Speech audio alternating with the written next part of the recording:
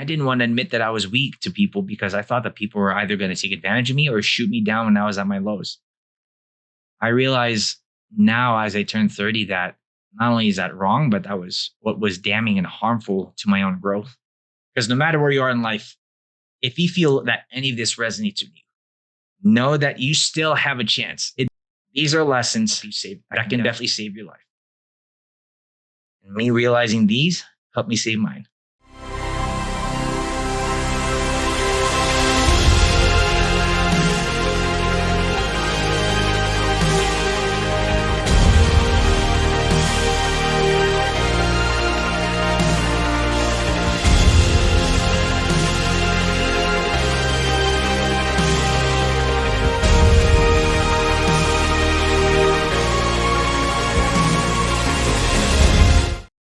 What's going on, guys? This is Felix here with another episode of Dear 20-Year-Old Me. And in this episode, we're going to be talking about 3 things that are hindering your own personal growth. Let's go check it out.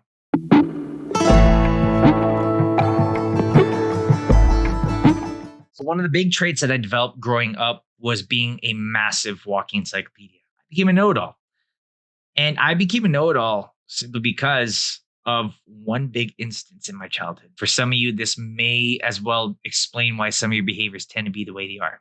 Because truthfully, that's what it is. A lot of the insecurities that we develop as children end up developing into our own personal traits, our own characteristics, and in some cases, our strong suits. Here's my example. When I was younger, in first grade, I got a question wrong about colors in a crayon box. I was told to guess the color violet. I thought it was blue. To be quite frank, I thought the color was like a blue. Anyway, so I got the question wrong. All the kids laughed at me. It was bad. I got made fun of to a whole nother degree. Like I was in tears while the teacher was chastising me for not paying attention. And so when I came home, I went ahead and I dumped all my colored pencils onto the table, got every clean sheet of Xerox copy paper that I could get, and just started drawing lines upon lines of every color that I saw. And it wasn't until later in life that I realized that I got photographic memory. So I would go and pick up every colored pencil, I would color to color, and I would take a look and it said lime green on it. And I made sure that by associating the color, it was that by associating color with the pencil that I just wrote and the name I just read, that was the name of the color for sure. So I would do that repeatedly. I would just start coloring all the colors. The next day, I would go back to class and do the same exact exercise again. Well, not only was I the first one eager to raise my hand, but I was also the one who raised my hand afterwards to answer that question and answer the next question and the question after that. I showed up. Everybody. I didn't just go for crayons. There were only 8 crayons that she went through, but I went through all 64 of my colored pencils and I beat everybody in class. See, the momentum that I gained from that kind of satisfaction that I had from answering every question and earning the praise and recognition of my teacher was something that I rode with me throughout most of my life. I ended up developing this massive obsession with knowing how things work. Granted, that's why one of my biggest things growing up was building Legos. I love building Legos. I love how building Legos work. And more often than not, I saw the instruction manual and I said, screw it. And I just went ahead and I just built it from the way I saw it in the box. I even found other creative ways to build whatever the structure I got from the Legos was. I found more creative ways to do it using other Lego parts. And it was with the knowledge that I stocked from just researching everything prior to engaging to something that I gained momentum and the confidence for me to track on with most things in life. Unfortunately, a lot of my smarts and a lot of my ability to speak up on things didn't translate physically. I was a pretty fat kid growing up. And so most times if I wasn't bullied, I was probably otherwise name called. I developed my first insecurities when I was young. And it was those same insecurities for my lack of knowledge that struck me with my own physical appearance and my weight, especially. So growing up, I really didn't do anything about my weight because I internalized all these bad thoughts and feelings toward me from other people. It wasn't until later in life, especially recently, that I learned that the bad thoughts and feelings that I have were the ones that were holding me back from self actualization. And so, for a good chunk of my 20s, when I had room to grow, when I had opportunities to create something in myself, including getting a better job while pursuing grad school, or even starting a business venture, or even a big side hustle such as this, I didn't take those opportunities because I was still living with the bad thoughts and feelings in my head that I internalized since I was a kid. That I was insignificant, that I wasn't worth it, that no one was going to take me seriously. I had massive bouts of imposter syndrome. Until now, at times I still do. But what helped me realize that I can do it was the fact that I looked from an outside perspective, and I looked and thought to myself, why are you thinking of all these thoughts? You've been through all this conflict before. You've been bullied. You've been sat on. You've been spat on. You've been beaten up. You've been name called every single name in the book. At this point, you're completely unfazed by it. You lost all the weight. You graduated when people thought you would never graduate from school in general. You did it twice. You went to your dream school, mind you. These two should be signifying proofs that you can do it. Not so much as an ego boost, but more so a reassuring boost, telling you that if you manage to make it through hardships like that, especially something as demanding as academia on a high level, while maintaining and losing all the weight that you did, then you can do it. There is no reason why you should feel down because you are being thrown more challenges in life. You've been through a lot harder. Why are you backing out on these things? So every time I have bad thoughts about myself, I'll admit sometimes I struggle with them, but who doesn't? Even the best coach in the world, even the best thought leader still struggles on a day-to-day basis. And it's simply because we develop these habits since we develop bad habits like this since we were young.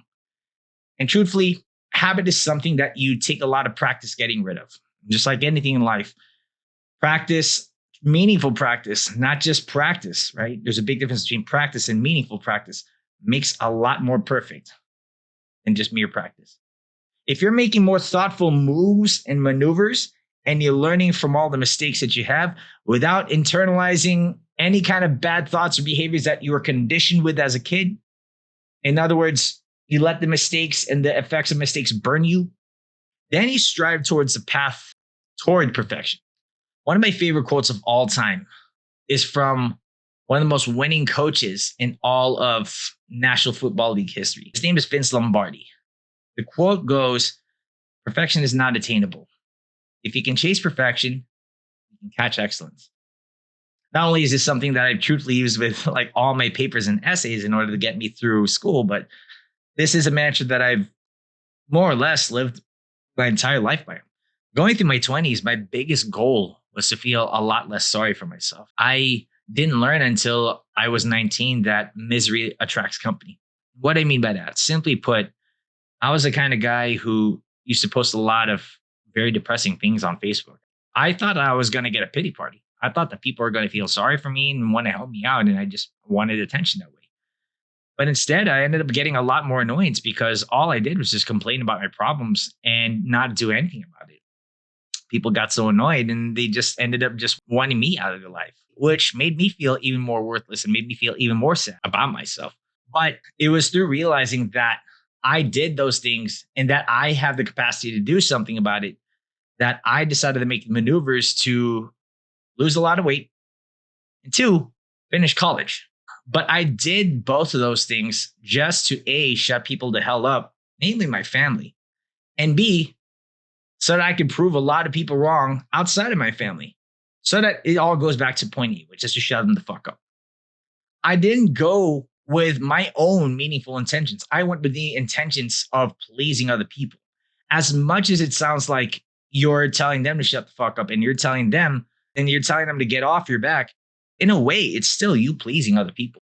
I spent a good chunk of my 20s just pleasing other people and being available and not committing myself to anything larger than what was superficial, what was tangible right in front of me.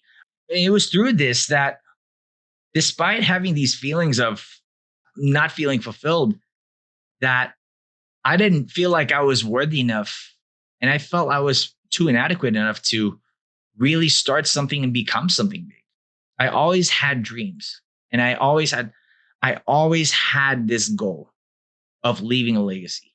My biggest goal before I left this earth was to leave a legacy, leave something that my grandchildren, my great grandchildren, and generations after me will look after and be like, because of him, I did it. I had intentions like that when I was losing weight the first time. I had great intentions like that when I was losing weight and I was going through grad school, but I lost myself in it.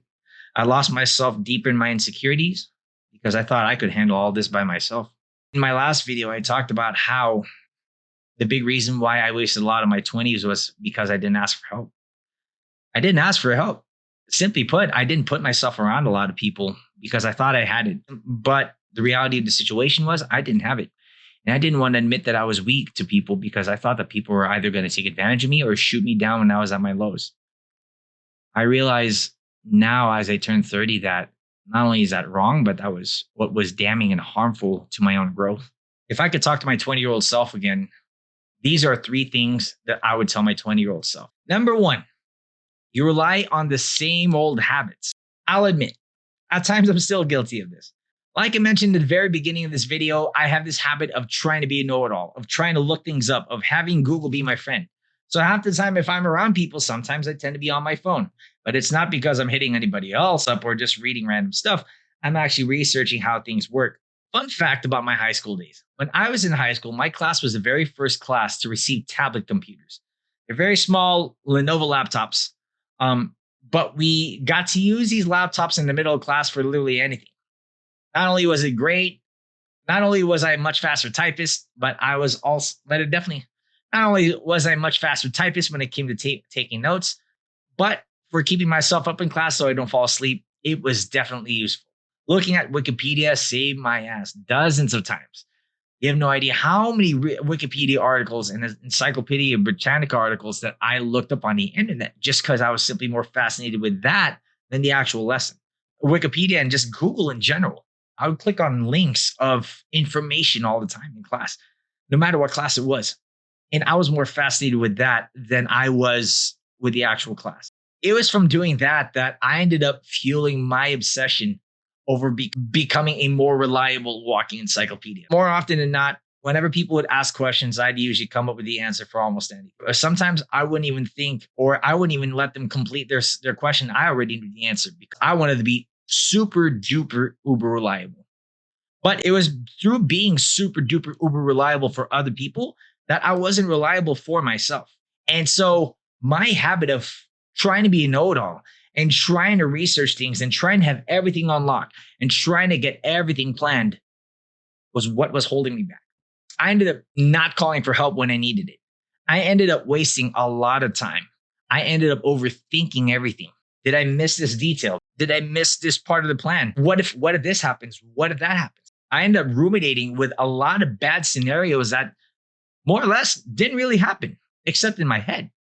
And so all the what ifs and all the ifs, ands, or buts of my more or less extremely anxious and paranoid reasoning ended up taking over my life and controlling my life instead of me taking control of my life. And it's for that reason I've came to the conclusion that a lot of the habits that I've had are what's kept me stuck. And that includes also a lot of the good habits. Yes, being a walking encyclopedia can be great, but it's because I don't like being proven wrong that I have a tendency to withdraw. It's because I have this tendency to be a walking encyclopedia that I don't like to be proven wrong. I don't like to be corrected. I don't like to be chastised. I don't like to feel like I am wrong, because if I feel like I'm wrong, I feel inadequate. I feel like I'm less of a person because I was not reliable in that situation. And it's because I think I'm not reliable in that situation that I just think I'm not reliable, period. And so in my head, I keep thinking that my entire life is ruined. I ruined my life. I ruined the lives of other people. And it's because of me that I was a burden because I got this answer wrong. You see how dumb that sounds? Number 2, you are an information junkie. You don't have to necessarily be the type like myself to go look up stuff on the internet all the time and figure things out before you come over. You could also be the kind of person who wastes a lot of time on social media, who looks up information videos, who looks up TikTok videos or Instagram reels of how to do things. You consume all this information. You get fascinated by consuming all this information that next thing you know, ooh, 5 hours have passed by. Holy shit. I watched Instagram for this long. So there goes 5 hours of your day where you could have used that 5 hours to better yourself. You could have used the 5 hours and put it into something like a class on Udemy or Skillshare where you not only can learn the skill, but you could also apply it. Better yet, why pay for something on Udemy and Skillshare? No offense to any of them, even though a lot of the courses are either like $14 or free. But speaking of free, YouTube is free. Even then, going on YouTube a lot and going on social media a lot is also a big sign that you're an information junkie. If you're too busy watching social media and going on social media to learn about stuff that doesn't really concern you, you're hindering your own growth. And it is something that I did commonly. Before TikTok became a thing, I consumed a lot of social media. I thought I was going to be a lot more ready than the next person. I looked at things on Google. I looked up things on Facebook. I ordered books. I consumed all the information on the books. I consumed all the information on my phone, on TikTok, on Instagram, on Facebook. I saved a whole bunch of articles and listicles. It doesn't matter how much information you know. It can mean jack shit if you don't apply it. And for 10 years of my life, I have had all this information stored so much, kind of like a cup of water. I had a whole bunch of water poured into the cup until it started overflowing. Yes, it is always important to keep reading and to keep yourself updated with new things. But if there's ever one thing that I learned in my 20s, especially when I went through coding school, it's that stuff gets updated all the time. Things change, and you've got to learn to adapt. More importantly, you've got to learn how to apply all the things that you've learned while adapting. There is no perfect time to do anything. If you're unhappy with where you're at and you're constantly complaining about how miserable your situation is, but you're stopping and you're not doing anything about it, and simply put, you're hindering your own path for your own success and growth. If you've got people in your life who rely on you, you're stunning their own growth and their own success. Last but not least, number 3, you look at things by cost and not opportunity. Oftentimes, people will consider the cost of things rather than the impending opportunity that it'll give you. For example, when I started this YouTube channel, I considered the cost of everything.